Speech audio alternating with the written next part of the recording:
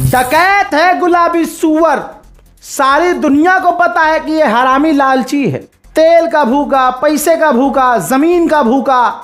यह अमेरिका का इतिहास रहा है। अमेरिका में जितनी सरकारें आई हैं सबका कैरेक्टर एक जैसा रहा है। बस ये गुलाबी सुअर आया है, ये उन सबसे 4 कदम आगे है। गुलाबी सुअर ने धमकी दी है, पहले ट्वीट किया है और कहा है कि स्ट्रेट ऑफ हॉर्मुज खुला हुआ है और पहले से ही खुला हुआ है। हम स्ट्रेट ऑफ हॉर्मुज पर कंट्रोल करेंगे और ईरानियों के लिए हम रास्ता बंद कर देंगे, बैरिकेडिंग लगाएंगे और अमेरिका स्ट्रेट ऑफ हॉर्मुज को कंट्रोल करेगा और हम बन जाएंगे the guardian of the Hormuz strait, यानी हम हॉर्मुज के मालिक बन जाएंगे।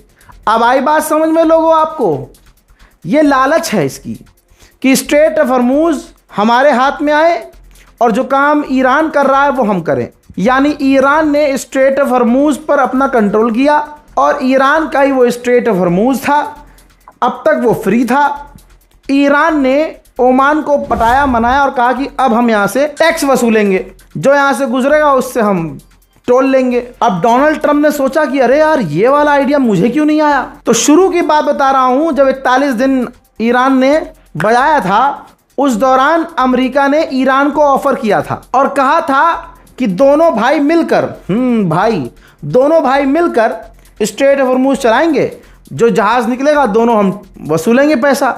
ईरान ने मना कर दिया था कि अमेरिका का इंटरफेयर हमें चाहिए ही नहीं। अब गुलाबी सुअर वही ईरान की पॉलिसी अपना रहा है और दुनिया को लग रहा था कि अमेरिका सही काम कर रहा है यार, स्ट्रेट ऑफ हॉर्मुज को आज़ाद कराना चाह रहा है। और अभी पुराने बयान आप निकालिए अमेरिका के और अरबों के, क्या कह रहे थे कि भाई ये टोल लेना, पैसा लेना जो ईरान कर रहा है ये गलत है और हॉर्मुज आज़ाद होना चाहिए। ये अभी तक गुलाबी सुअर कह रहा था और तमाम अरब देश कह रहे, सारी दुनिया कह रही थी। लेकिन अब क्या कह रहा है? ये दोबारा ट्वीट आपके सामने कह रहा है कि हम स्ट्रेट ऑफ हॉर्मुज को मेंटेन करेंगे और सिक्योरिटी देंगे जहाज़ों को और हम पूरी तरह से सेफली उन जहाज़ों को हॉर्मुज से निकलने देंगे और इन तमाम सिक्योरिटी के लिए हम 20% जहाज़ों से चार्ज करेंगे। यानी अगर कोई टैंकर गुजर रहा है तो उसमें जितना माल है उस माल के हिसाब से 20% ये खा जाएगा। तो ये प्लान किसका है? ईरान ने भी तो यही काम किया। तुम्हारी नज़र में ईरान अगर गलत कर रहा था तो तुमने तो अब खुल के कह दिया कि हम यही करेंगे, हम भी वही करेंगे। तो तुम्हारी नियत में फ़र्क क्या रह गया? तुम तो साफ लालची हो। वो जगह भी हॉर्मुज ईरान के अंडर आती है। तो डकैत अपनी डकैती से कैसे बाज आएगा? अब इसके बाद ईरान का भड़कना तय था। ईरान ने ये धमकी दे दी और कह दिया कि हॉर्मुज के अंदर जिस तरह से अमेरिका इंटरफेयर करने की कोशिश कर रहा है, इससे पूरे इलाके में आग लग जाएगी। जो भी इलाके के मुल्क अमेरिका का साथ देंगे, याद रखना ये आग बढ़ जाएगी। डोनाल्ड ट्रंप की बकवास पर ईरानियन ऑफिशियल ने जवाब दिया और कहा कि हमने सुना है कि Donald Trump straight of Hormuz का गार्जियन बनना चाहता है, लिहाजा हम ये कह देना चाहते हैं कि हमें विदेशी नौकर की ज़रूरत नहीं है, हमें चौकीदार की ज़रूरत नहीं है, हम खुद अपना स्ट्रेट ऑफ हॉर्मुज संभाल लेंगे। और अगर डोनाल्ड ट्रंप को शौक है गार्जियन बनने का तो अभी जो ग्राहम तुम्हारा मरा है अमरीकी सेनेटर, उसकी कब्र के चौकीदार बनो। घूम फिर के कहानी वही शुरू हो गई है। गुलाबी सुअर अब अपने मन की बातें कर रहा है और कह रहा है कि ईरान में महंगाई 300% बढ़ चुकी है, वहाँ लोग भूखे मर रहे हैं।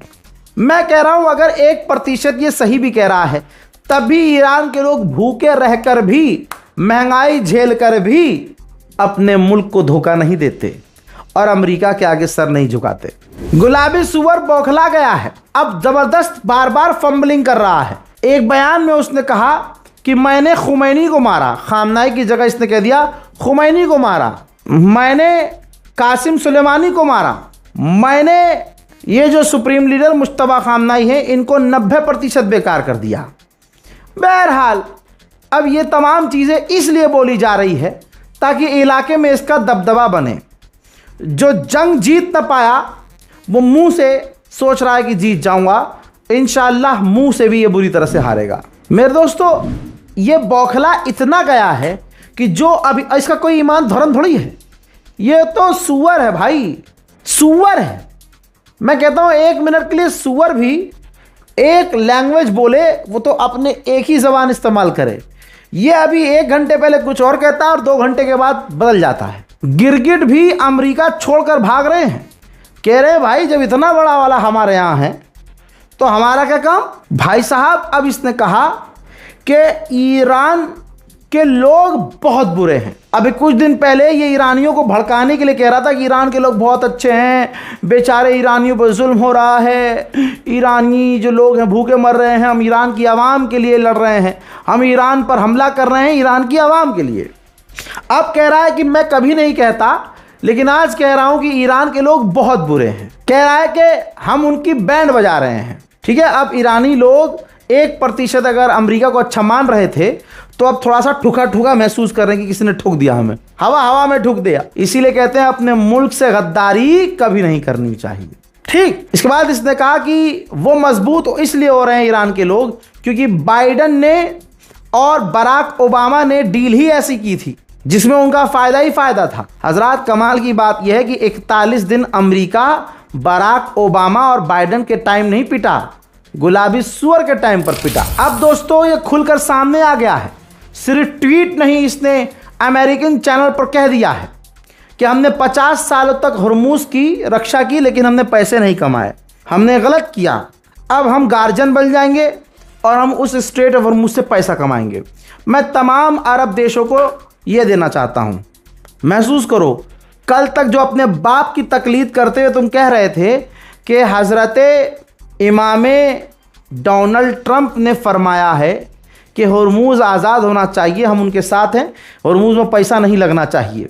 यूएई भी यही भौंक रहा था कि भाई हुर्मुज़ तो फ्री होना चाहिए, पैसा किस बात का। अब अपने इमाम से क्या कहोगे तुम लोग, अब तुम्हारा इमाम ही बदल गया, उसके जुमले ही बदल गए हैं।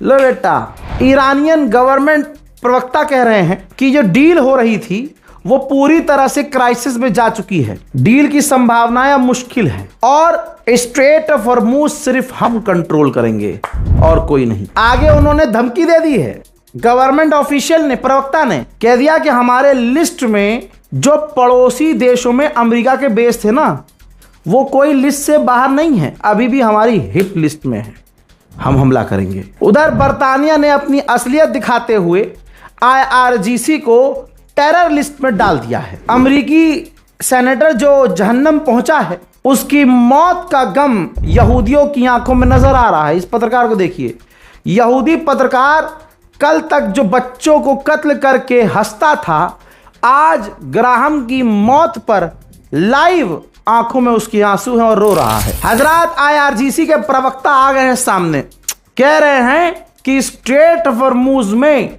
हम अमेरिका को इंटरफेयर करने नहीं देंगे किसी भी हालत में। बिस्मिल्लाहिर्रहमानिर्रहीम। ماجراجویی ها و شرارت های مکرر آمریکا برای دخالت در مدیریت تنگه هرمز، امنیت منطقه، تجارت بین المللی و عبور و مرور کشتی های نفتکش و تجاری را به طور جدی به مخاطره انداخته و متاسفانه همکاری برخی کشورهای منطقه نیز موجب شده خطر گسترش جنگ در سراسر منطقه افزایش یابد.